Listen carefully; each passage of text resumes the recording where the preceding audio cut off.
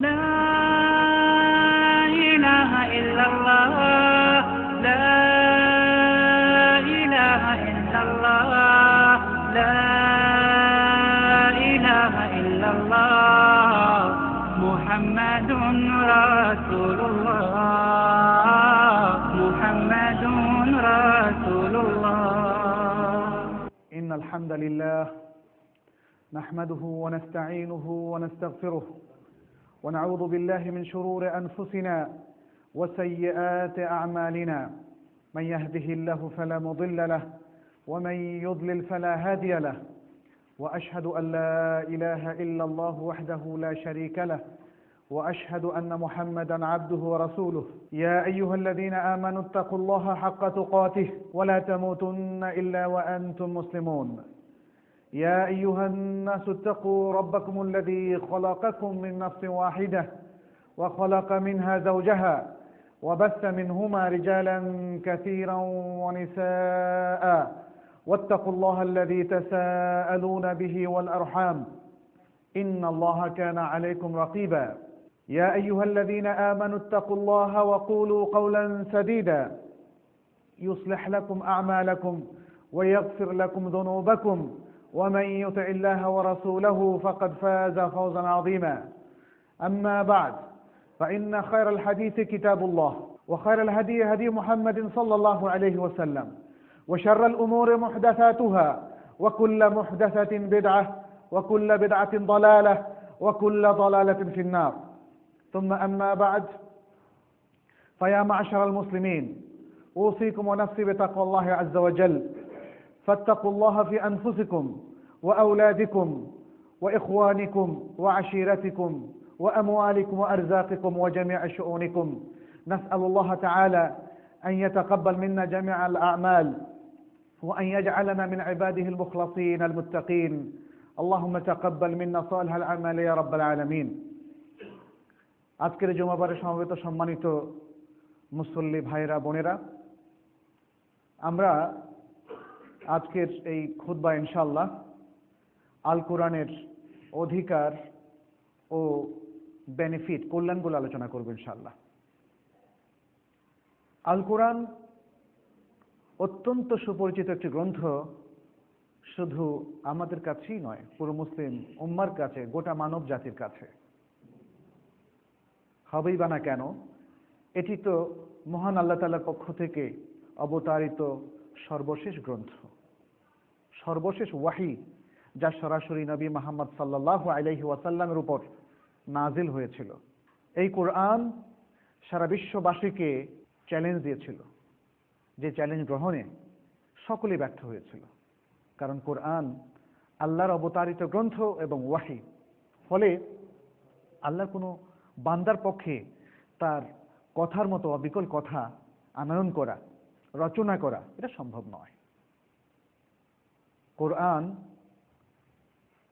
এর তেলাওয়াতটা ইবাদত, এবং কোরআন সেই প্রথম যখন নাজিল হয় তখন থেকে নিয়ে আজ পর্যন্ত সারা বিশ্বের সকল মানুষের কাছে সমাদৃত, কারণ মুতাওয়াতির পন্থায় এটি আমাদের কাছে এসেছে। ফলে উম্মার কোনো একজন ব্যক্তিও আল কোরআনের এই নাজিল হওয়ার বিষয়ে কোনো সন্দেহ পোষণ করে না।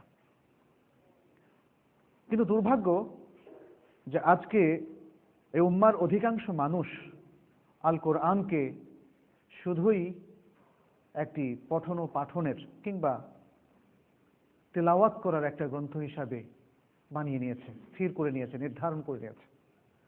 ফলে কোরআনের যে অধিকারগুলো আছে সেগুলো কিন্তু লঙ্ঘিত হচ্ছে, সেগুলো উম্মার অধিকাংশ লোকরা পালন করছে না। কোরআন জাতিকে যে কল্যাণ উপহার দিয়েছে, সে কল্যাণগুলো জাতির লোকেরা প্রতিষ্ঠিত করতে পারছে না, সে কল্যাণগুলো থেকে তারা উপকৃত হতে পারছে না। এজন্যে আজকে আমরা প্রত্যেককে স্মরণ করিয়ে দেওয়ার অভিপ্রায় এবং ইচ্ছায়, যাতে করে আমরা আবার কোরআনের সে অধিকারগুলোকে পুনরুজ্জীবিত করতে পারি, সে অধিকারগুলোকে সংরক্ষণ করে সেগুলোকে প্রতিষ্ঠিত করতে পারি, নিজেদের আমলের মধ্যে আনয়ন করতে পারি। আজকের খুতবা সেজন্যই আমরা সেই বিষয়গুলো আপনাদের সামনে তুলে ধরব। প্রথমেই যে অধিকারটি আমাদের সামনে আসে সেটি হচ্ছে আল ঈমানু বিল কোরআন। আল ঈমানু বিল কোরআন, কোরআনের প্রতি ঈমান রাখা, ঈমান আনয়ন করা, ঈমান পোষণ করা। তাহলে যারা কোরআনের প্রতি এখনো কোনো সন্দেহ পোষণ করে থাকেন তাদের উচিত হবে পূর্ণ ঈমান আনয়ন করা এবং সেটাকে পোষণ করা, অর্থাৎ এই ঈমানকে ধরে রাখা। এটাই হচ্ছে পোষণ করার অর্থ। কখনোই সেই ঈমান থেকে এক মুহূর্তের জন্য বিচ্ছিন্ন না হওয়া, এটাই হচ্ছে আল ঈমানু বিল কোরআনের অর্থ। এ প্রসঙ্গে আমরা আল কোরআনের আয়াত দেখতে পারি। সূরা আল আনআমের 19 নম্বর আয়াতে আল্লাহ তাআলা বলছেন, ওয়া উহিয়া ইলাইয়া হাযাল কুরআন ওয়া উহিয়া ইলাইয়া হাযাল কুরআন লিউনযিরাকুম বিহি ওয়া মান বালাগ। এখানে আল্লাহ তাআলা স্পষ্ট করে বলে দিয়েছেন যে নবী সাল্লাল্লাহু আলাইহি সাল্লাম যেন এই বাণীটা পৌঁছিয়ে দেন এবং তিনি যেন বলেন, ওয়া উহিয়া ইলাইয়া হাযাল কুরআন, আমার কাছে এই কোরআনটা ওহী করে পাঠানো হয়েছে। আমার কাছে এই কোরআন ওহী করে পাঠানো হয়েছে যাতে আমি এই কোরআন দিয়ে তোমাদেরকে ভয় প্রদর্শন করি, সতর্ক করি এবং সেই সব লোকদেরকে সতর্ক করি যাদের কাছে এই কোরআন পৌঁছে। ওয়ানাম বালাগ। তাহলে ঈমানের মূল বিষয়টা সেটাই যে আমাদেরকে বিশ্বাস করতে হবে এটা ওয়াহী, বিশ্বাস করতে হবে যে এই কোরআন দিয়ে আল্লাহ তাআলা মানব জাতিকে সতর্ক করেছেন এবং যারা তখন উপস্থিত ছিল তাদেরকে যেমন সতর্ক করেছেন, ঠিক তেমনি যারা সামনে যাদের কাছে কোরআনের বাণী পৌঁছবে তাদেরকেও তিনি সতর্ক করেছেন। আজকে আলহামদুলিল্লাহ মনে হয় উম্মার মধ্যে এমন কোনো ব্যক্তি নেই যার কাছে কোরআন পৌঁছেনি। আল্লাহ তাআলা সহজ করে দিয়েছেন। এই গ্রন্থটিকে শুধু মুসলিমদের মধ্যেই নয়, সারা বিশ্বের মানব জাতির সকল সদস্যের কাছে পৌঁছার মতো সহজ করে আল্লাহ তাআলা দিয়েছেন। আজকে মানব জাতির যেখানেই উন্নতির ছোঁয়া লেগেছে, সেখানেই বিদ্যুৎ পৌঁছেছে, সেখানেই টেলিফোন পৌঁছেছে, সেখানেই টিভি রেডিও পৌঁছেছে, সেখানে ইন্টারনেট পৌঁছে গেছে। এই সকল প্রচার মাধ্যমে সবগুলোতেই কোরআন কোনো না কোনোভাবে মানুষের কাছে প্রচারিত হয়। অতএব যারাই এই মাধ্যমগুলোর ছোঁয়া পেয়েছেন তাদের অস্বীকার করার কোনো জো নেই যে তাদের কাছে কোরআন পৌঁছেনি। ফলে এই সকল মানুষকে সতর্ক করার জন্য ওহী রূপে কোরআন আমাদের কাছে এসেছে, এই বিশ্বাস আমাদের থাকতে হবে।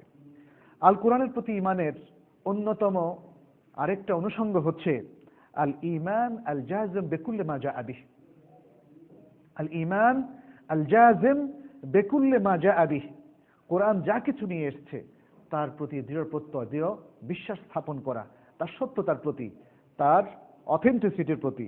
ওয়া ইতিকাদ আন্নাহুল হক ওয়া সাওয়াব, এবং এই বিশ্বাস করা, এই দৃঢ় বিশ্বাস পোষণ করা যে এটি হচ্ছে আল হক, সত্য, ওয়া সাওয়াব, এবং সঠিক। কোরআন যে বক্তব্য উপস্থাপন করেছে মানব জাতির উদ্দেশ্যে, উম্মার উদ্দেশ্যে, তার প্রতিটি কথা সঠিক, সত্য এবং বিশুদ্ধ। আল্লাহ তাআলা বলেছেন সূরা আল হজের 54 নম্বর আয়াতে, ওয়ালিয়া'লাম আল্লাযীনা উতুল ইলমা আন্নাহুল হাক্কু মির রাব্বিক ফায়ুমিনু বিহি ফাতুখবিত লাহু কুলুবুহুম ওয়া ইন্নাল্লাহা লাহাদিল লাযীনা আমানু ইলা সিরাতিম মুস্তাকিম। জানা উচিত সেই সব লোকদের যাদেরকে জ্ঞান দেওয়া হয়েছে, যারা জ্ঞান প্রাপ্ত হয়েছে তাদের জানা উচিত যে এটি তোমার রবের পক্ষ থেকে হক, সত্য, যাতে করে তারা এই গ্রন্থের প্রতি ঈমান আনে, ঈমান রাখে, তারপর তাদের হৃদয়গুলো এর প্রতি বিনীত হয়, এর প্রতি আনুগত্যশীল হয় এবং নিশ্চয়ই আল্লাহ তাআলা সেই সব মুমিনদেরকে হেদায়েত দেন, লাহাদিল লাযীনা আমানু, সেই সব লোকদেরকে হেদায়েত দেন যারা ঈমান পোষণ করে। কোন দিকে হেদায়েত দেন? ইলা সিরাতিম মুস্তাকিম, সিরাতুল মুস্তাকিমের দিকে, সহজ, সঠিক, সরল পথের দিকে, তথা দ্বীন ইসলামের দিকে আল্লাহ তাআলা তাদেরকে সঠিক পথ প্রদর্শন করেন এই কোরআনের মাধ্যমে, এই কোরআনের মাধ্যমে। তাহলে আমাদের জানা উচিত, আয়াতে কথা বলছে, আমাদের জানা উচিত এটা আমাদের রবের পক্ষ থেকে অবতারিত হক, মহাসত্য। আমাদের করণীয় হচ্ছে এই কোরআনের প্রতি বিনীত হওয়া, কোরআনের বক্তব্যের প্রতি আস্থাশীল হওয়া, কোরআনের নির্দেশের প্রতি আনুগত্য পোষণ করা, তাহলে আল্লাহ তাআলার ওয়াদা আমাদের প্রতি রয়েছে সিরাত মুস্তাকিম তথা সহজ সরল পথের দিকে তিনি আমাদেরকে দ্বীন ইসলামের দিকে পথ দেখাবেন। একজন মুফাসসির এই আয়াতের তাফসিরে বলেছেন ওয়ালিয়ালাম আল্লাযীনা উতুল ইলমা আন্নাহুল হাক্কু মির রাব্বিক, এর অর্থ হচ্ছে আয়ানাল কুরআনা হুয়াল হাক্কুন নাযিলু মিনাল্লাহ, অর্থাৎ কোরআন হচ্ছে সেই হক যেটা আল্লাহ তাআলার পক্ষ থেকে নাজিল হয়েছে। অতএব এ কথা ভাবার অবকাশ নাই যে কোরআন মুহাম্মদ সাল্লাল্লাহু আলাইহি সাল্লামের বক্তব্য।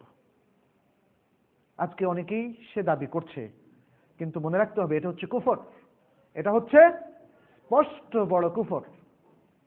কোরআন আল্লাহর বক্তব্য, মুহাম্মদ সাল্লাল্লাহু আলাইহি সাল্লামের বক্তব্য নয়। কোরআন মুহাম্মদ সাল্লাল্লাহু আলাইহি সাল্লামের উপর আল্লাহর পক্ষ থেকে অবতারিত মহা সত্য। ফায়ুমিনু বিহি আই সায়ুমিনু বিল কোরআন, তারপর তারা এর প্রতি ঈমান পোষণ করে। এর প্রতি কিসের প্রতি? আল কোরআনের প্রতি, আও বিল্লাহ অথবা আল্লাহর প্রতি, দুটোই হতে পারে এখানে। ফাতুখবিত লাহু কুলুবুহুম বিল ইনকিয়াদ ওয়াল খাশিয়া, তাদের হৃদয়গুলো কোরআনের জন্য আনুগত্যে এবং ভয়ে ভরপুর হয়ে যাবে, বিনীত হয়ে পড়বে। ওয়া ইন্নাল্লাহা লাহাদিল লাযীনা আমানু ফিমা আশকাল, আল্লাহ তাআলা সেই সব লোকদেরকে হেদায়েত দিবেন কোন ব্যাপারে? ওই সকল ব্যাপারে যেগুলো তাদের জন্য মুশকিল, তাদের জন্য বোঝা, অথবা তাদের জন্য ফেস করা, অথবা তাদের জন্য কর্মে পরিণত করা কঠিন, সেই বিষয়গুলো আল্লাহ তাআলা সেই বিষয়ে তাদেরকে সঠিক দিক নির্দেশনা দান করবেন। এই দিক নির্দেশনাটা হবে সরাসরি সহজ সরল পথের দিকে, ইলা সিরাতিম মুস্তাকিম। সেটা হচ্ছে দ্বীনের জীবনের সঠিক দৃষ্টিভঙ্গি। জীবনের সঠিক দৃষ্টিভঙ্গি পুরোটাই হচ্ছে দ্বীন ইসলামের মধ্যে। দ্বীন ইসলাম থেকে চ্যুত হয়ে জীবনের সঠিক দৃষ্টিভঙ্গি পোষণ করা সম্ভব নয়, বরং মানুষ সঠিক দৃষ্টিভঙ্গি থেকে বিচ্যুত হয়ে যাবে, বিভ্রান্ত হয়ে যাবে যদি সে দ্বীন ইসলাম থেকে বিচ্যুত হয়, দূরে সরে পড়ে। আল কোরআনের প্রতি ঈমানের আরেকটা গুরুত্বপূর্ণ অনুষঙ্গ হচ্ছে আল ঈমানু বি মুতাশাবিহিল কোরআন। কোরআনের যে বিষয়গুলো মুতাশাবিহ, অবোধগম্য, সেগুলোর প্রতিও সরল বিশ্বাস স্থাপন করা, দৃঢ় বিশ্বাস স্থাপন করা, এটা কোরআনের প্রতি বিশ্বাসের অংশ। আপনি যদি বলেন যে কোরআনের এই বিষয়গুলো আমি বুঝি না, অতএব এগুলো মানি না, এর কোনো সুযোগ নাই। আল্লাহ তাআলা সূরা আল ইমরানের ৭ নম্বর আয়াতে স্পষ্ট করে বলছেন হুয়াল্লাযী আনজালা আলাইকাল কিতাবা মিনহু আয়াতুম মুহকামাত, তিনি হচ্ছেন সেই সত্তা যিনি তোমার উপর আল কিতাব নাযিল করেছেন। আল কিতাব হলো আল কোরআনের আরেক নাম। আল কিতাব গ্রন্থ নাযিল করেছেন, যার কিছু কিছু আয়াত হচ্ছে সুদৃঢ় অর্থবোধক, অর্থাৎ সুস্পষ্ট অর্থবোধক, যেটা যে কেউ শ্রোতা হওয়া মাত্রই সে শোনে, শোনার পরেই সে বুঝে। হুন্না উম্মুল কিতাব, হুন্না উম্মুল কিতাব, এগুলো হচ্ছে কিতাবের মূল বিষয়, মূল বক্তব্য। ওয়া উখারু মুতাশাবিহাত, আর কিছু কিছু আছে মুতাশাবিহ, অবোধগম্য। ফাআম্মাল্লাযীনা ফি কুলুবিহিম যায়গুন, যাদের অন্তরে রয়েছে বক্রতা, বিভ্রান্তি, ফায়াত্তাবিউনা মা তাশাবাহা মিনহু, তারা এর মধ্য থেকে, কোরআনের মধ্য থেকে যেগুলো মুতাশাবিহ আয়াত, যেগুলো বোঝা যায় না, এমনকি যেমন আলিফ লাম মিম, এরকম আরো কিছু বক্তব্য আছে বা ছোট ছোট শব্দ আছে যেগুলো আল্লাহ তাআলা আসলে দিয়েছেন এজাজের জন্য, অক্ষম করে দেওয়ার জন্য। কারণ মানুষ তো আসলে এই ধরনের শব্দ ইউজ করবে না, আর আল্লাহ তাআলা এগুলো নিশ্চয়ই অর্থ জানেন, কিন্তু তিনি মানুষকে জানান নাই। আমরা কেন জানি না? কারণ আল্লাহ তাআলা এগুলো অর্থ স্পষ্ট করে জানান নাই। আমাদের কাছে অবোধগম্য হওয়ার অর্থ এই নয় যেগুলোর কোনো অর্থ নেই, এগুলোর অর্থ আছে, কিন্তু আল্লাহ সেগুলো জানেন। কিন্তু একদল লোক যাদের অন্তরে আছে বক্রতা, তারা এগুলোর অনুসরণ করে, অর্থাৎ এগুলোর পিছনে লেগে যায়। অনুসরণ করার অর্থ হচ্ছে এগুলোকে ইমপ্লিমেন্টেশন করা নয়, এগুলোকে বাস্তবায়ন করা না, কারণ এগুলো তো বাস্তবায়ন করা সম্ভব না, কিন্তু এগুলোর পিছনে লেগে যায়। ফায়াত্তাবিউনা মানে হচ্ছে এগুলোর পেছনে লেগে যায়, ইবতিগা আল ফিতনা, ফিতনার উদ্দেশ্যে, ফিতনার উদ্দেশ্য, ইবতিগা তাউইলি, এবং তাবিলের মাধ্যমে এগুলোকে ভিন্নার্থে প্রয়োগের উদ্দেশ্যে। এগুলোর যে সঠিক অর্থ সেখানে তো প্রয়োগ করা সম্ভব না, কারণ তারা জানে না। কিন্তু তাওয়িলের মাধ্যমে এগুলোকে ভিন্নার্থে প্রয়োগের উদ্দেশ্যে তারা এগুলোর পেছনে লেগে যায়, এগুলোকে নিয়ে ঘাটাঘাটি করে। ওমা ইয়ালামু তাওয়িলাহু ইল্লাল্লাহ, অথচ এগুলোর তাওয়িল সঠিক অর্থ আল্লাহ ছাড়া আর কেউ জানেন না। ওয়ার-রাসিখুনা ফিল ইলমি ইয়াকুলুন, আর যারা জ্ঞানের ক্ষেত্রে এক্সপার্ট, বিশেষজ্ঞ, জ্ঞান বিশারদ, তারা বলেন আমান্না বিহ। চিন্তা করছেন কত সুন্দর কথা, আল্লাহ তাআলা বলে দিয়েছেন জ্ঞান বিশারদরা কিন্তু এইভাবে এদের মতো কাজ করে না। তারা বলেন আমান্না বিহ, আমরা এর প্রতি ঈমান পোষণ করি, ঈমান রাখি। কুল্লু মিন ইনদি রাব্বিনা, মুহকামাত এবং মুতাশাবিহাত সবগুলোই আমাদের রবের পক্ষ থেকে অবতারিত। ওমা ইয়াযাক্কারু ইল্লা উলুল আলবাব, আর যারা জ্ঞানী তারা ছাড়া আর কেউ উপদেশ গ্রহণ করে না। যারা ঘাটাঘাটি করে, যাদের অন্তরে বক্রতা রয়েছে, যারা কোরআন নিয়ে সঠিক ধারা অগ্রসর না হয়ে বিভ্রান্তির পথে চলে, তারা আসলে উপদেশ গ্রহণ করে না। উপদেশ গ্রহণ করে বুদ্ধিমান, যাদের জ্ঞান আছে, যারা জ্ঞানের আলোকে আলোকিত এবং বুদ্ধিকে জ্ঞান দ্বারা আলোকিত করে তারা অগ্রসর হয়, তারাই আসলে উপদেশ গ্রহণ করে। ইবনু কাসির রাহমাহুল্লাহ তার তাফসীর আল কোরআনুল আযীমের মধ্যে এই আয়াতের ব্যাখ্যা উল্লেখ করেছেন, ইউখবিরু তাআলা আন্না ফিল কুরআনি আয়াতি মুহকামাত হুন্না উম্মুল কিতাব আই বায়িনাতিন ওয়াদিহাতিদ দালালাহ লা ইলতিবাসা ফিহা আলা আহাদ। আল্লাহ তাআলা কোরআনের মধ্যে এই সংবাদ দিচ্ছেন যে কোরআনের মধ্যে রয়েছে কিছু সুদৃঢ় আয়াত, যেগুলো কোরআনের মূল বক্তব্য, মূল। এখানে সুদৃঢ় আয়াত বলতে বোঝানো হচ্ছে অত্যন্ত স্পষ্ট, যাদের অর্থ খুবই বোধগম্য, এই ধরনের আয়াত যার মধ্যে কারো কাছে আর কোনো সংশয় থাকে না, যেটার অর্থ বুঝি এরকম হতে পারে এমন সংশয় থাকে না। যেমন কুল হু আল্লাহু আহাদ, বলো আল্লাহ এক, একক, আল্লাহুস সামাদ। পুরো সূরাটাই এখানে মুহকামাত। কোরআনের মধ্যে হুন্না উম্মুল কিতাব যেখানে এখানে বলা হয়েছে, অধিকাংশই হচ্ছে এরকম স্পষ্ট বক্তব্য। কিছু আছে গবেষণার দাবি রাখে, যেটা আলেমরা করে থাকেন, আর খুবই নগণ্য সংখ্যক বিষয় আছে, শব্দ আছে বা বক্তব্য আছে যেটা আল্লাহ ছাড়া আর কেউ জানেন না। কোরআনকে মানুষের হেদায়েত করে দেওয়া হয়েছে, ফলে কোরআনের অধিকাংশ বক্তব্যই হচ্ছে মুহকামাত। নবীদের যে ঘটনাগুলো ক্লিয়ার, অস্পষ্ট কিছু সেখানে নাই। যেখানে ইসলামের নির্দেশ এসেছে সরাসরি, আকিমুস সালাহ ওয়া আতুজ যাকাহ, সালাত পড়ো এবং যাকাত দাও, স্পষ্ট বক্তব্য, এখানে অস্পষ্টতার কিছু নেই। তিনি আরো বলছেন ওয়ামিনহু আয়াতুন উখরা ফিহা ইশতিবাহুন ফিদ দিলালাহ, কোরআনের মধ্যে আরো কিছু আয়াত আছে যে আয়াতগুলোর অর্থের মধ্যে মানুষের মধ্যে কিছু সংশয় থাকতে পারে। যেহেতু সে সংশয় কখন থাকে, যখন জ্ঞানটা থাকে না, যখন স্পষ্ট হয় না। ইশতিবাহুন ফিদ দিলালাতি আলা কাসীরিন মিনান নাস আও বাযিহিম ফামান রাদ্দা মাশতাবাহা ইলা আল-ওয়াদিহ মিনহু ওয়া হুকমা মুহকামিহি আলা মুতাশাবিহিহি ইনদাহু ফাকাদ ইহতাদা ওয়া মান আকাসা আকাস।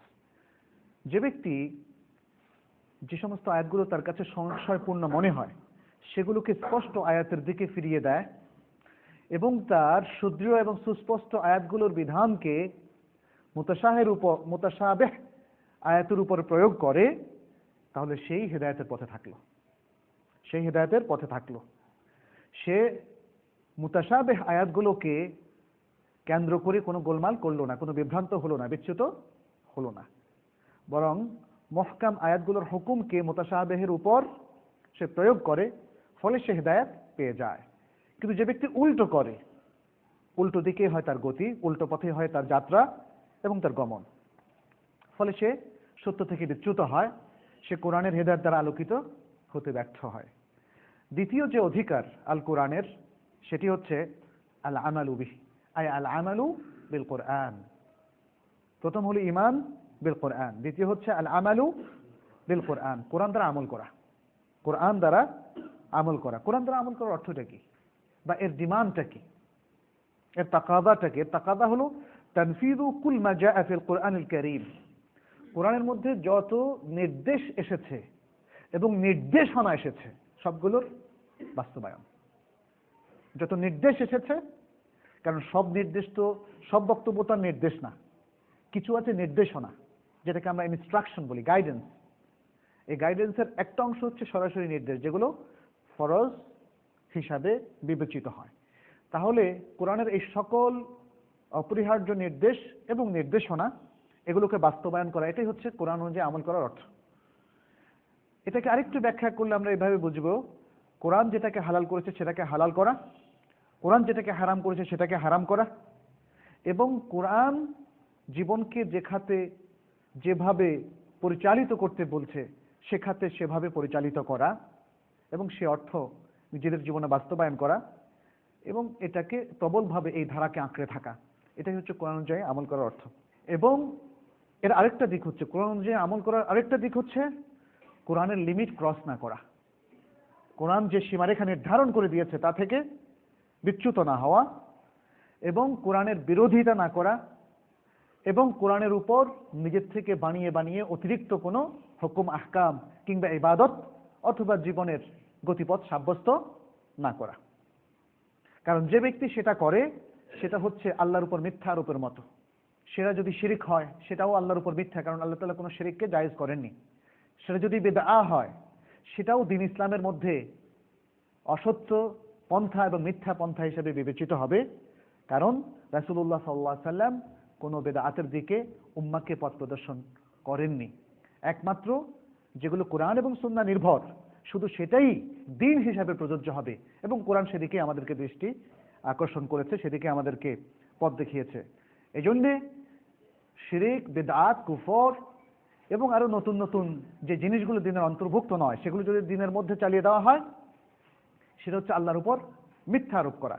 এ প্রসঙ্গে আল্লাহ তাআলা বলছেন সূরা আন-নাহলের 116-17 নম্বর আয়াতে, ওয়ালা তাকুলু লিমা তাসিফু আলসিনাতুকুম আল-কাযিবা হাযা হালাল ওয়া হাযা হারাম লিতাফতারু আলা আল্লাহিল কাযিবা ইন্নাল্লাযীনা ইফতারুনা আলা আল্লাহিল কাযিবা লা ইফলিহুন মাতাউন কালিল ওয়া লাহুম আযাবুন আলীম।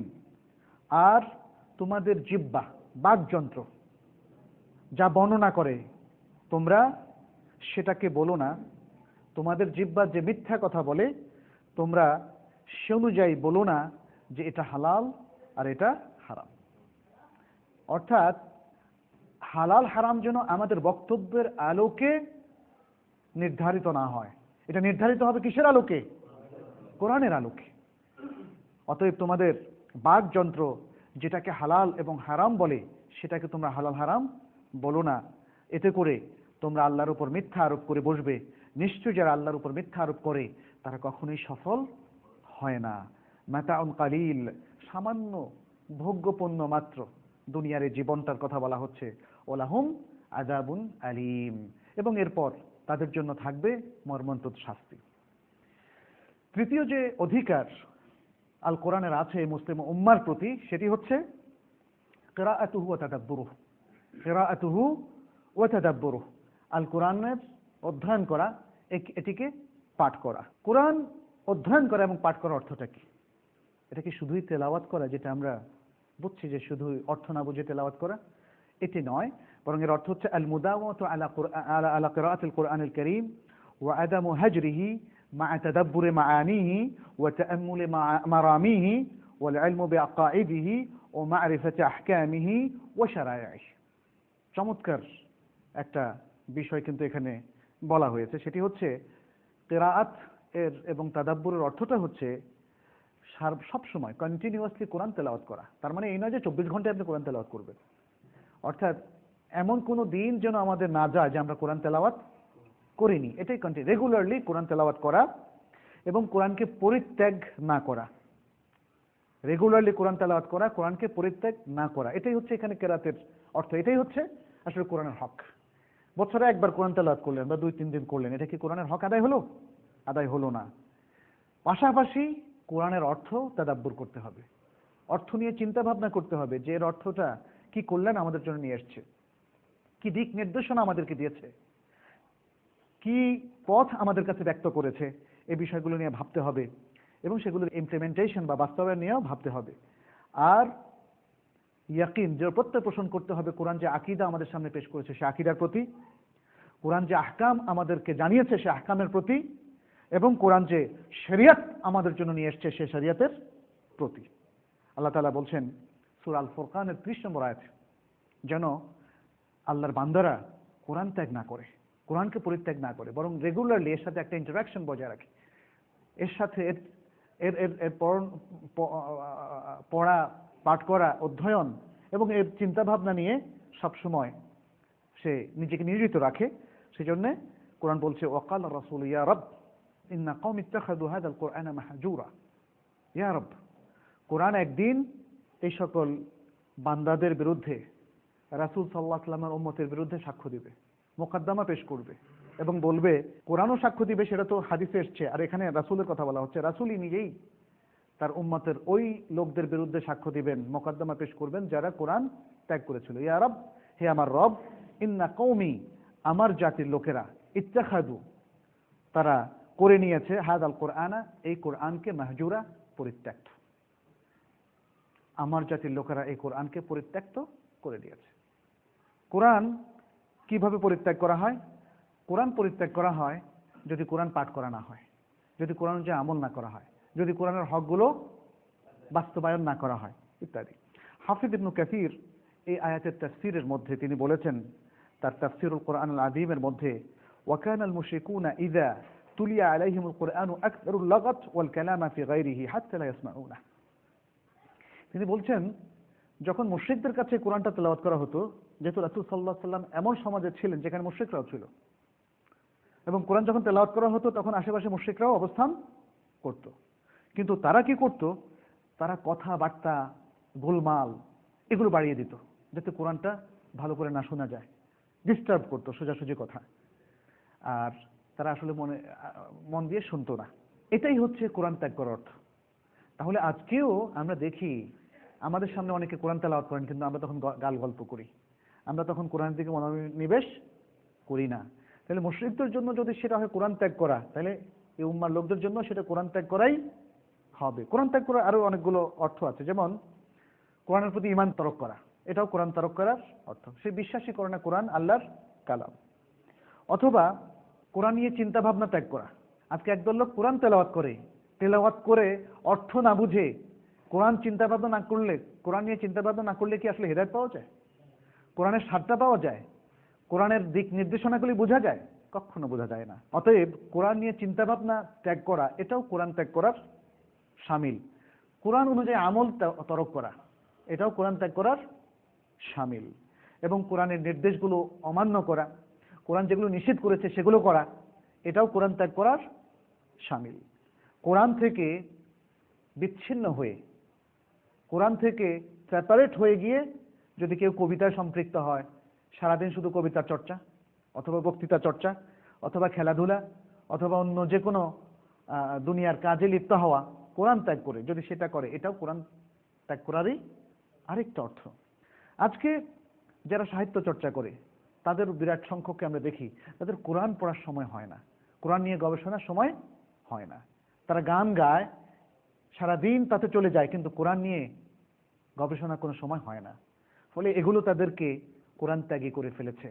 এবং এগুলোর মধ্যে দুনিয়ার এই যে গান বাজনা বাদ্য বিষয়ক যে বক্তব্যগুলো আছে কোরআনের, সেগুলো তারা জানে না।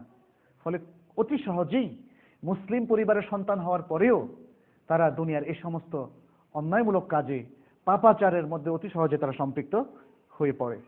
এটা বলেছেন কে? এটা হাফিজ ইবনে কাসির রাহমাহুল্লাহ। আমি যে কথাগুলো আগে বললাম যে তিনি কোরআন ত্যাগ করার বিষয়গুলো সেই 700 বছর আগে তিনি উল্লেখ করেছেন, আর আজকে যদি তিনি থাকতেন তাহলে ত্যাগ করার বিষয়গুলো নিশ্চয়ই ফিরিস্তি আরো অনেক বড় হয়ে যেত। যাই হোক, আমরা দেখি আল কোরআন কিন্তু যারা কোরআন নিয়ে চিন্তা গবেষণা করে না, কোরআনের অর্থ বোঝে না, তাদেরকে কিছুটা ধমক দিয়ে কথা বলেছে। আফালা ইয়াতাদাব্বারুন আল কোরআন, কেন তারা কোরআন নিয়ে চিন্তা গবেষণা করে না? ওয়ালাউ কানা মিন ইনদি গায়রিল্লাহি লাওয়াজাদু ফীহি ইখতিলাফান কাসীরা, সূরা আন-নিসার 82 নম্বর আয়াত। যদি এই কোরআনটি আল্লাহ ছাড়া আর কারো কাছ থেকে হতো তাহলে কোরআনের মধ্যে তারা নানা ধরনের অসঙ্গতি দেখতে পেত। কিন্তু কোরআন সঙ্গতিপূর্ণ একটি গ্রন্থ। সূরা মুহাম্মদের 24 নম্বর আয়াতে আল্লাহ তাআলা বলছেন, আফালা ইয়াতাদাব্বারুন আল কোরআন আম আলা কুলুবিন আকফালুহা, তারা কি কোরআন নিয়ে চিন্তা গবেষণা করে না, নাকি তাদের হৃদয়টা লকড, বন্ধ, যেখানে তালা বন্ধ করে দেওয়া হয়েছে, কোরআন ঢুকতে পারছে না, কোরআনকে ঢোকানো যাচ্ছে না। আজকে অনেক লোকদের মধ্যে আমরা দেখি সেখানে কোরআনের বক্তব্য পৌঁছে না। অনেকে বরং এমন হয়ে পড়েছেন, কোরআন তেলাওয়াত করতে চেষ্টা করার পরেও কোরআন সেখানে আসলে আসছে না। কারণ জিহ্বা কিংবা মুখ, এই যে মাখরাজের সাথে রিলেটেড যে যতগুলো জায়গা রয়েছে, এগুলো ইজি হবে তখন যখন হার্টটা ওপেন হবে। হার্টটা তো লকড, এই লকটাকে ওপেন করলে তখন দেখবেন সহজ হয়ে যাবে। কারণ আমরা দেখেছি যে আপনি লকটা কখন ওপেন হবে, যখন আপনি সিরিয়াস হবে। আপনি যেই বিষয়গুলোকে সিরিয়াসলি দেন সেগুলোতে কিন্তু আপনি সফল হন, আপনি চমৎকারভাবে সেখানে কাজ করতে পারেন। অতএব আসুন আমরা আমাদের হৃদয়ের লকটা খুলে দেই, কোরআনের জন্য খুলে দেই, কোরআন বোঝার জন্য খুলে দেই, কোরআনের আমল করার জন্য খুলে দেই, কোরআনের প্রতি ভালোবাসা পোষণ করার জন্য আমরা খুলে দেই। আচ্ছা, চতুর্থ বিষয়টি হচ্ছে যেটি কোরআনের হক, সেটি হচ্ছে কোরআন এর হেফাজত। আল কোরআনের হেফাজত অথবা আল কোরআনকে হেফজ করা, দুটোই, হেফজ এবং হেফাজত, দুটোর অর্থ হচ্ছে সংরক্ষণ করা। এই সংরক্ষণটা হতে পারে আমাদের হার্টের মধ্যে, যেটাকে আমরা হেফজুল কোরআন বলি। হেফজুল কোরআন অর্থাৎ না দেখে কোরআনকে মুখস্থ করা। আর আরেকটা হচ্ছে সংরক্ষণ করা। এই সংরক্ষণটা হতে পারে আমাদের চিন্তা চেতনায়, আমাদের আমলের মধ্যে, এবং এই হেফজটা হতে পারে বা সংরক্ষণটা হতে পারে লেখার মধ্যে। কোরআনটাকে মুসহাফের মধ্যে সংরক্ষণ করা এবং কোরআনটাকে হার্টের মধ্যে সংরক্ষণ করা, কোরআনটাকে আমলের মধ্যে সমাজে রাষ্ট্র প্রতিষ্ঠিত করা, এটাও এই হেফাজতের অংশ।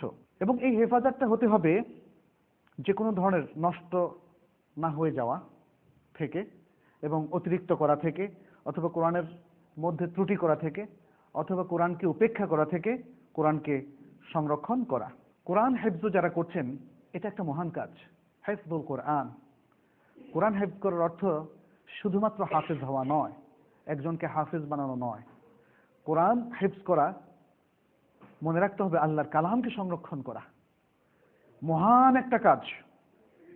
অতএব এই মহান কাজের পূর্ব শর্তগুলো কিন্তু আমাদের জানা থাকতে হবে। সেটি হচ্ছে, এক নম্বর, আল ইখলাস লিল্লাহ। যেই ছেলেটি অথবা মেয়েটি অথবা যেই ভাই অথবা বোন কোরআন হেফজ করবেন, তিনি এটা আল্লাহর জন্য করবেন। এই ব্যাপারে অভিভাবক যারা হেল্প করছেন তাদের সন্তানদেরকে, তাদেরকে মনে রাখতে হবে এটা হবে ইখলাস লিল্লাহ, আল্লাহর ওয়াস্তে। এই বিষয়টা মনে রাখতে হবে। শুধুমাত্র আমার ছেলে একজন হাফেজ, আমার মেয়ে একজন হাফেজ, এই উদ্দেশ্যে নয়, অথবা আমি হাফেজুল কোরআন হব। অনেক সময় ইখলাসটা আমরা মিস করে ফেলি, এই জন্য এই পয়েন্টটাকে বারবার বলছি। দ্বিতীয় হচ্ছে হুসনুত তাওয়াজ্জুহ ওয়াল কসদ, অর্থাৎ এর প্রতি সঠিকভাবে মনোনিবেশ করা। অনেকেই হিফজ করার চেষ্টা করছেন অনেক দিন ধরে, কিন্তু হচ্ছে না। আসলে সত্যিকার মনোনিবেশ করা তার হচ্ছে না। এই জন্য মনোনিবেশ বলতে যেটা বোঝায়, সেখানে মনোযোগ দেওয়া, কনসেন্ট্রেশন, ধ্যান তৈরি করা কোরআনের প্রতি, সেই বিষয়টা খেয়াল রাখতে হবে। তৃতীয় হচ্ছে আল্লাহর কাছে আউন চাওয়া, আল্লাহর কাছে সাহায্য চাওয়া, আল্লাহর কাছে সাহায্য। আল্লাহর সাহায্য ছাড়া আসলে এই কোরআন মুখস্থ করা সম্ভব নয়।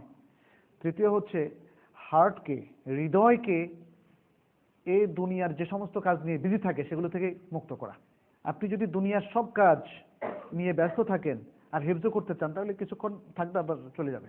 এজন্য দুনিয়ার অন্য সকল কাজ থেকে হেফজ করার জন্য মনোনিবেশ করা এবং মনকে মুক্ত করা। তৃতীয় হচ্ছে হেফজ করার জন্য আরো যে সমস্ত ইনস্ট্রাকশনগুলো আছে, যে উপকরণগুলো আছে, সেগুলো জেনে নেওয়া এবং সে অনুযায়ী নিজের চেষ্টাকে এক জায়গায় নিয়ে আসা। আর আলহামদুলিল্লাহ, এটা আল্লাহ তাআলার দেয়া একটা মিরাকল যে এই জাতির মধ্যে, এই উম্মার মধ্যে লক্ষ লক্ষ হাফেজুল কোরআন আছে। কেন থাকবে না? কারণ মহান আল্লাহ তাআলা নিজেই এই কোরআনকে হেফজের দায়িত্ব নিয়েছেন, ফলে একটা কঠিন বিষয়কে তিনি সহজ করে দিয়েছেন। ইন্না নাহনু নাযালনা যিকরা ওয়া ইন্না লাহু লাহাফিজুন, সূরা আল হিজরের 9 নম্বর আয়াতে আল্লাহ তাআলা বলছেন, নিশ্চয়ই আমরা আল কোরআনকে নাযিল করেছি আর যিকিরকে নাযিল করেছি, আমরা এর হেফাজত করব। পৃথিবীর আর কোনো গ্রন্থ A to Z শুরু থেকে শেষ পর্যন্ত মুখস্থ করা আর কারো পক্ষে সম্ভব নয়। মুখস্থ করলে সেটা থাকে না, কিন্তু আল কোরআন একমাত্র গ্রন্থ যেটা A to Z কঠিনভাবে লক্ষ লক্ষ মানুষের মুখস্থ আছে। অতএব সেই কোরআনকে হেফাজত করা এটা কোরআনেরই একটা হক। উম্মাহ সে দায়িত্ব পালন করছে, উম্মার অনেকেই, কিন্তু আমি আপনি কি করছি? এটা সত্য যে উম্মার প্রত্যেকটা ব্যক্তির উপর কোরআনের পুরোটাই হেফজ করাটা অপরিহার্য নয়, কিন্তু কিছু অংশ তো হেফজ করা অপরিহার্য, নাহলে সালাত পড়বেন কি করে? যে সমস্ত জায়গায় আমার আপনাকে আল্লাহ তাআলা নির্দেশ দিয়েছেন সেগুলো করতে হেফজ করাটা উচিত, হেফজ করাটা ফরজ। এই হেফজটা আপনি যদি মুখস্থ মাধ্যমে করতে না পারেন তাহলে অন্তত জানার মাধ্যমে, অধ্যয়নের মাধ্যমে এবং বারবার ইনস্ট্রাকশনগুলো ঝালাই করে নেওয়ার মাধ্যমে কিন্তু আপনাকে আমাকে জানতে হবে। আর কোরআনকে হেফজ করার জন্য, সংরক্ষণ করার জন্য অন্য অর্থে, অর্থাৎ শুধু মুখস্থ নয়, সংরক্ষণ করার জন্য আরও যে সকল উপকরণ আছে সেগুলো কিন্তু আমাদেরকে অবলম্বন করতে হবে। এর মধ্যে আছে কি, যেমন মুখস্থ করার জন্য হালাকার ব্যবস্থা করা, যেটাকে হালাকাত ও তাহফিজুল কোরআন বলা হয়। আমরা আরব দেশগুলোতে দেখেছি, কারণ সেখানে এমন কোনো ফ্যামিলি পাওয়াটা খুব কঠিন হবে যেখানে, যে ফ্যামিলিতে কোনো হাফিজ নাই। এত বিশাল সংখ্যক হাফিজ তৈরি হলো কি করে? তৈরি হলো এই হালাকাতুল তাহফিজুল কোরআনের মাধ্যমে, এবং প্রত্যেকটা মসজিদে সেখানে হালাকাতুল কোরআন কারীম আছে। আমি জানি না এই মসজিদে আছে কিনা, কিন্তু থাকা উচিত। এই হালাকাটা হতে পারে ছোট শিশুদের, হতে পারে বড়দের, কারণ কে কতটা হেফজ করতে পারবেন সেটা তো আমরা আগে থেকে জানি না, যার যতটুকু সাধ্য আছে, কিন্তু সেই সুযোগটা তৈরি করা প্রয়োজন। তাহলে কোরআন হেফজের জন্য এবং সংরক্ষণের জন্য মসজিদ ভিত্তিক তাহফিজুল কোরআনের হালাকাগুলো চালু করা উচিত, এবং কোরআনের উপর ছেলে সন্তানদেরকে তারবিয়ত দেওয়া উচিত, এবং কোরআন ভিত্তিক কিছু মাদ্রাসা তৈরি হওয়া উচিত। আমাদের দেশে স্কুলগুলোতে তো তাহফিজুল কোরআনের কোনো ব্যবস্থা নেই। অবশ্যই ইদানিং কোনো কোনো স্কুল এগিয়ে এসছে, আলহামদুলিল্লাহ, এটা খুব ভালো একটা এফোর্ট বলে আমরা মনে করি। কারণ এমন কোনো বাধা ধরা নিয়ম কি আছে যে স্কুল হলে সেখানে তাহফিজুল কোরআন থাকবে না, সেখানে হেফজুল কোরআনের ব্যবস্থা থাকবে না? এটা তো এমন কোনো বাধা ধরা নিয়ম নেই। বরং যদি নিয়ম থাকেও সেই নিয়মকে লঙ্ঘন করে স্কুলগুলোতেও হেফজুল কোরআন এবং কোরআন পড়ার ব্যবস্থা করা উচিত। আর মাদ্রাসাগুলোতে, সেখানে যেগুলো সাধারণ মাদ্রাসা আমরা বলবো, আলিয়া লাইনের কিংবা কমি লাইনের, হেফজুল কোরআন একটা সেকশন কোনো কোনো মাদ্রাসায় থাকে, অধিকাংশ মাদ্রাসায় কিন্তু থাকে না। কিন্তু সবগুলো মাদ্রাসাতেই যদি হেফজুল কোরআন পড়াশোনার পাশাপাশি থাকে, এটি আমাদের জন্য একটা উত্তম বিষয় হতে পারে কোরআনকে সংরক্ষণ করার জন্য। এবং এর যে সিলেবাস, এটা নিয়েও গবেষণার দাবি রাখে যে আমাদের সন্তানরা কি শুধুই কোরআনের ইবারতটুকু, বক্তব্যটুকু মুখস্থ করবে, কোরআনের অর্থগুলো শিখবে না, কোরআন নিয়ে গবেষণা করবে না? হালাকাত তাহফিজুল কোরআনের সাথে যারা জড়িত, বিশেষ করে তাহফিজুল কোরআনের যে মাদ্রাসাগুলো, তাদের সিলেবাস এবং কারিকুলাম আরও উন্নত করার প্রয়োজন আছে বলে আমি মনে করি, এবং সেদিকে আমাদের দৃষ্টিপাত করা উচিত। পাশাপাশি কোরআনকে সংরক্ষণ করার জন্য কোরআন ভিত্তিক কুল্লিয়া হতে পারে, কলেজ হতে পারে, কোরআন ভিত্তিক ডিপার্টমেন্ট হতে পারে, কোরআন ভিত্তিক রিসার্চ সেন্টার হতে পারে। কোরআনে এত বেনিফিট, এই বেনিফিটগুলো তো আসলে জাতি বঞ্চিত হচ্ছে এগুলো পাওয়া থেকে। এগুলোকে জাতির সামনে উপস্থাপন করার জন্য যত সম্ভব বেশি বেশি প্রতিষ্ঠান কোরআন বিষয়ক হওয়ার মাধ্যমে এটা হতে পারে। ইদানিং আমরা দেখেছি কোরআন বিষয়ক কিছু ডিপার্টমেন্ট ওপেন করা হয়েছে, কিন্তু তারপরেও বিভিন্ন জেলায়, বিভিন্ন স্থানে যেখানে কোরআন বিষয়ক কোনো কিছুই নেই, সেখানে কোরআনিক সেন্টার তৈরি হতে পারে, কোরআন লার্নিং সেন্টার, কোরআন গবেষণা সেন্টার, কোরআন একাডেমি, এভাবে নানা সেন্টার গড়ে উঠতে পারে। আর মসজিদ ভিত্তিক কোরআন বিষয়ক হালাকা হতে পারে। একটা হালাকা যদি হয় নাজরানার জন্য, আরেকটা হালাকা তাহফিজুল কোরআনের জন্য হতে পারে, আরেকটা হালাকা হতে পারে কোরআনের অর্থ বোঝানোর জন্য। আমি এই মসজিদ সহ সব মসজিদের জন্য এগুলো আমি রেকমেন্ড করি যে প্রত্যেকটা মসজিদ যদি তার মুসল্লি এবং এলাকার লোকদেরকে কোরআন বিষয়ক জ্ঞান দিতে পারে, তাহলে এলাকা আলোকিত হবে।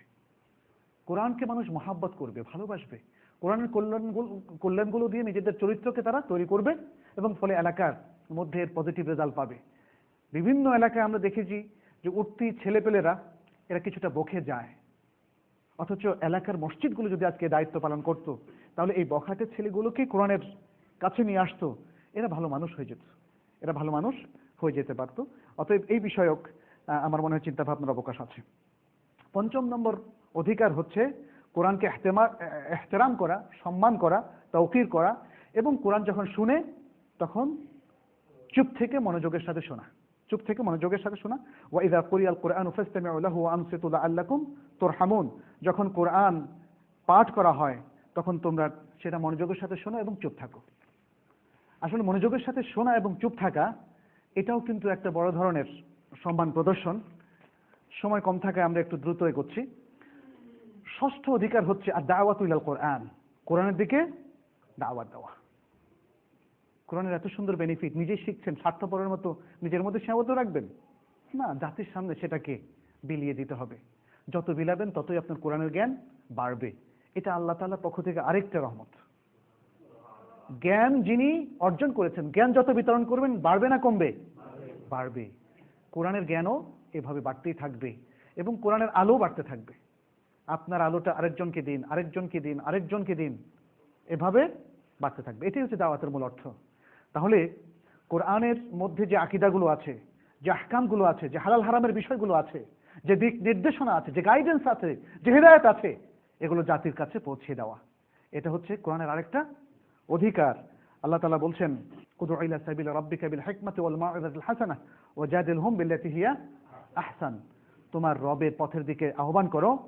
উদউ ইলা সাবিলি রাব্বিকা বিল হিকমাতি ওয়াল মাউইযাতিল হাসানাহ, প্রজ্ঞার সাথে। এই প্রজ্ঞাটাকে কি বলছেন? কোরআন এবং কোরআন সুন্নাহ দুটোই হতে পারে। এই প্রজ্ঞা মানেই কোরআন সুন্নাহ, আসলে ওহির দ্বারা তোমরা দাওয়াত দাও এবং সুন্দর উপদেশ দ্বারা এবং সুন্দর পন্থায় মানুষের সাথে বিতর্ক করো।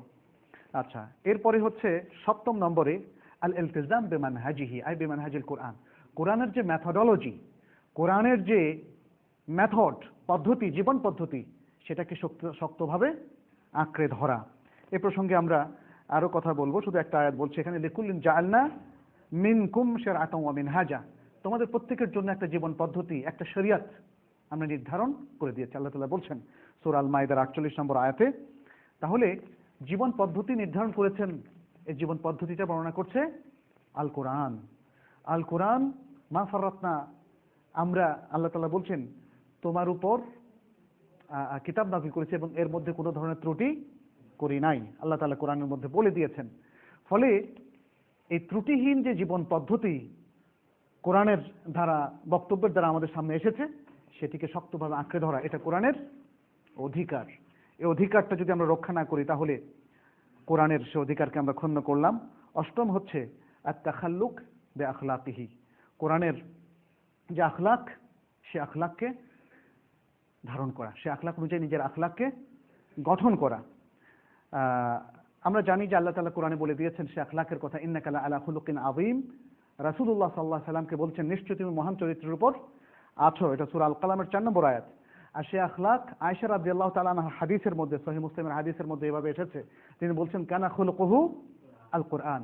আল্লাহ রাসূল সাল্লাল্লাহু আলাইহি সাল্লামের আখলাকটা ছিল কোরআন, কোরআন ইটসেলফ ছিল তার আখলাক, এবং সেই আখলাকের উপর থাকার কারণে আল্লাহ তাআলা তাকে সার্টিফিকেট দিচ্ছেন ইন্নাকা লাআলা খুলুকিন আযীম। আসুন আমরা এই ধরনের আখলাক অর্জন করার মাধ্যমে এই যে 8টা অধিকার বললাম, এই 8টা অধিকার সংরক্ষণ করার চেষ্টা করি। আকুলু কাওলি হাদা ওয়া আস্তাগফিরুল্লাহ লি ওয়া লাকুম ওয়া লিসাইল মুসলিমিন ইন্নাহু হুয়াল গফুরুর রহিম। আল্লাহু আল্লাহু ইয়া রাব্বি ইয়া আল্লাহ, আল্লাহু ইয়া রাব্বি ইয়া আল্লাহ, লা ইলাহা ইল্লাল্লাহ, লা ইলাহা ইল্লাল্লাহ, লা ইলাহা ইল্লাল্লাহ, মুহাম্মাদুর রাসূলুল্লাহ।